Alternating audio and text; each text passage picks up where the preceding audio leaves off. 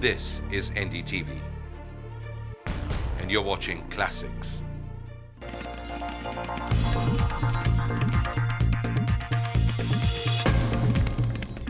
These are not exactly the corridors of power, but this is Connaught Place, the very heart of Delhi. And my guest today, a very endearing person, Sheila Dikshit, the Chief Minister of Delhi. Sheila ji, welcome to Walk the Talk.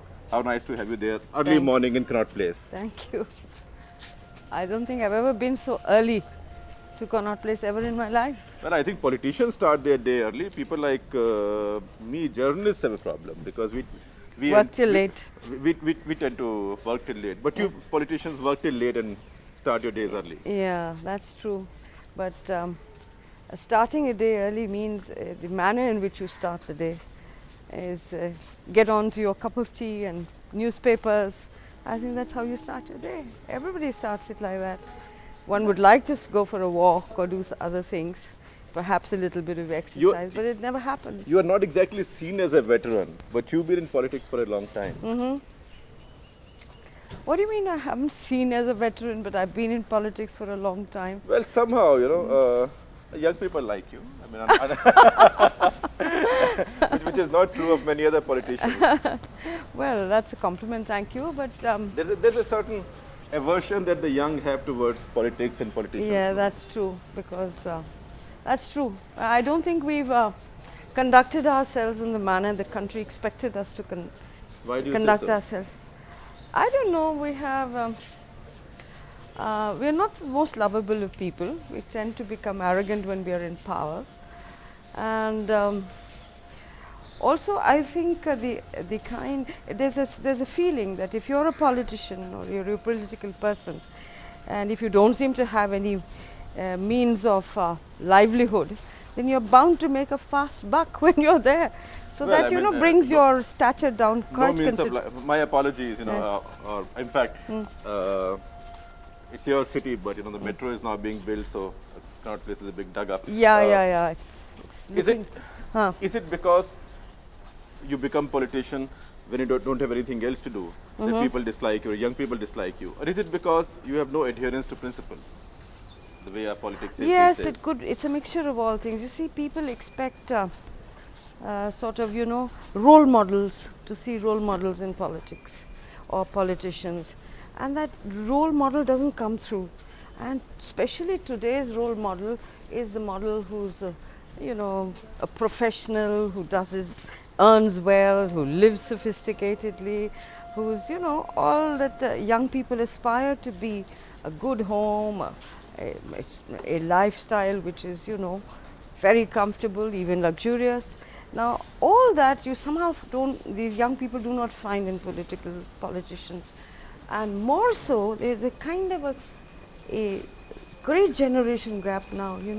Modern India is become very different from the India when we were young. We weren't so critical, neither did we look at people who were in politics or in public. That's not exactly true overseas or internationally, particularly in other democracies. Say in the US or Britain, Tony Blair can be very popular with the young, or can be a role model, or even Bill Clinton, although in a slightly twisted way. That's right. But why is India so different? I don't know. I think our social values are different. But I have another thing. I think our society is going through a lot of change, and in that there are a lot of contradictions. On the one hand, you want to see something very modern. On the other hand, you slot a person and say, well, that person can't do this.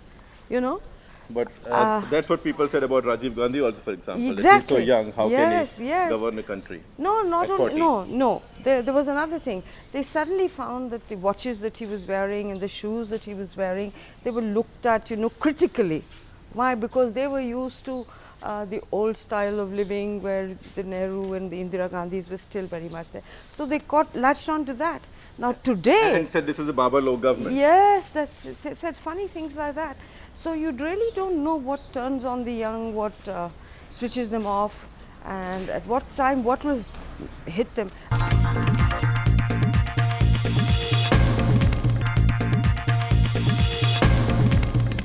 You've had your own troubles with the bureaucracy, haven't you?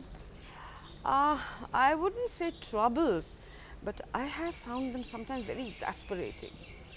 Give me some examples of I'll when. tell you exasperation. You see, what I feel is something that is laid down, it is within the rule book or the law book or whatever they follow, regulations. Even that they dissect and they find means somehow to delay a thing rather than take a decision. That's a very peculiar thing that has developed in our bureaucracy, and I think they always an excuse, this can't be done. Why can't it be Is done? this new or was this always there and has got I think worse? it's become increasingly more because you know becoming they're increasingly worse? increasingly more. And I thought we were deregulating and making the Yes, government more we are. efficient. Yes, we are. But you know, since bureaucracy is a continuous institution, there are no breaks in bureaucracy. So there's no, you can't start with a clean slate. So the old always comes on with the new, and that kind of a resistance. Which Are there times when you get really exasperated Yes, and I angry do. or Yes. frustrated I with the try not bureaucracy? to get angry. I try not to get angry, but I certainly get very exasperated. And sometimes I say, but why? Why are you afraid? Now you see, for instance, in Delhi, for instance, you have these high court rulings and Supreme Court. Now there's a About cleaning up the city cleaning and up the environment city or anything at all, you know, and the courts are active here. Now, which is a good thing. which is very good, but you know what happens? The only time I find a bureaucrat reacting, court case ho gaya hai, I must do this, otherwise, you know, there'll be contempt. So the only thing they seem to be worried about is contempt. I tell them, suppose there was a contempt, suppose there's something you have to do, but there, it may call it, because how is it going to make a difference? At the maximum, you'll go to Tihar jail for a day or two. Well, that's not a nice day out. No, it's not a nice day out. But are you going to get on with your work or not? First, you wait for a Supreme Court or a High Yes. Court. Well, so you should be doing it. Things like cleanliness or things like keeping up a transport system. Why should you have Exactly. wait for the courts to tell you to do this? Yes, These are your exactly. primary duties. So when you don't do it, then you feel you don't do it, that's bad. Then you don't do it because there's a court case.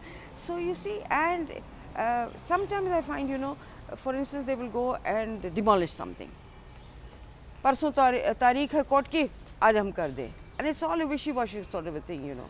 It's a cosmetic demolition. It's a Just cosmetic. bring down a balcony or or a veranda No, or things removal like that. of juggies, for instance, I asked the bureaucrats, तुमने कहा कि झुग्गी ये हटानी है, हटा दी. But High Court की ruling ये भी कहती है, Supreme Court की ruling ये भी कहती है कि when you dislocate people, take them to a new place, Right. they must have power, they must have water, they must have roads, they must have a decent style, enable them to live decently.